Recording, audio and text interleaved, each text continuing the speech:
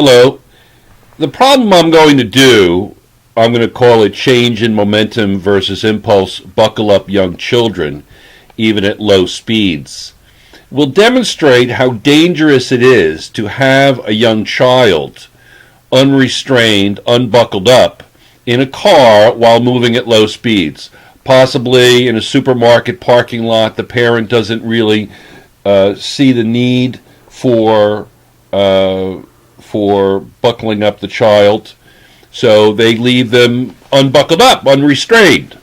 Now, what's more common is dogs, cats will be driving with the owner, and the owner will try to restrain the dog if they're stopping short with their right arm because the pet is often in the front seat unrestrained.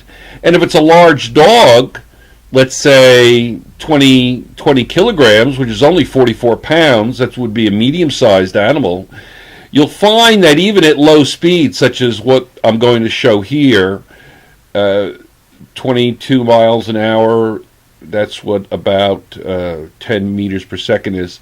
So you'll see that it is very difficult to act as a seatbelt to save a child or even a family pet from harm. So when you view this movie, have a calculator with you, try to stay at least one slide ahead and prove and verify all the calculations on each slide. Write down any questions you might have on a piece of paper and ask me the next day in class. To calculate the change in momentum, which is equal to the impulse, or to calculate the impulse, what we would need to do would be to multiply the mass times the change in velocity. Well, the car comes to a stop. Obviously, the final velocity would be 0. The initial velocity is plus 10 meters per second. So 0 minus 10 would be negative 10 times 20 would be negative 200. So the change in impulse, or the impulse itself, which is equal to the change in momentum, would be F delta t equals negative 200 kilogram meters per second. Notice here that it's negative 200 kilogram meters per second.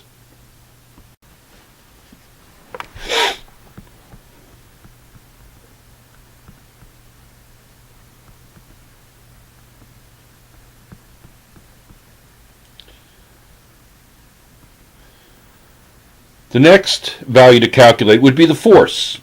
And if you look at the equation, the right side of the equation equals negative 200 kilogram meters per second squared, and I'm simply redoing that by saying 20 kilograms times the change in velocity, which is negative 10. So negative 10 times 20 is negative 200. Negative 200 divided by 0.05 is negative 4,000 newtons. So the average force on the child or family pet would be negative 4,000 newtons. So in order to stop the child, you would have to apply a positive 4,000 newtons as equal and opposite in order for the child to remain safe.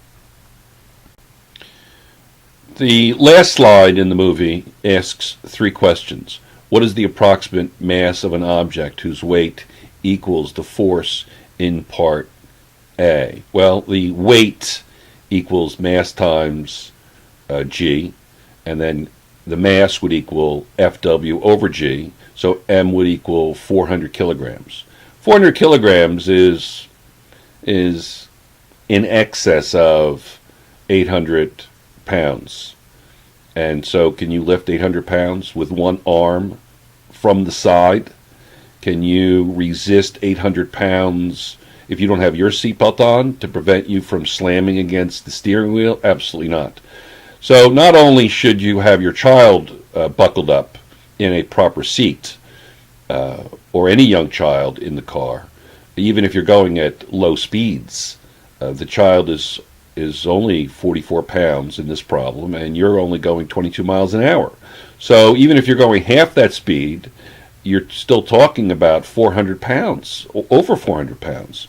So the best thing to do is to make sure your child or your brother or sister is properly fastened to a seat in the back of the car, and also that your family pet is also properly fastened and buckled up as well, so that everyone stays safe. Have a great day, and goodbye.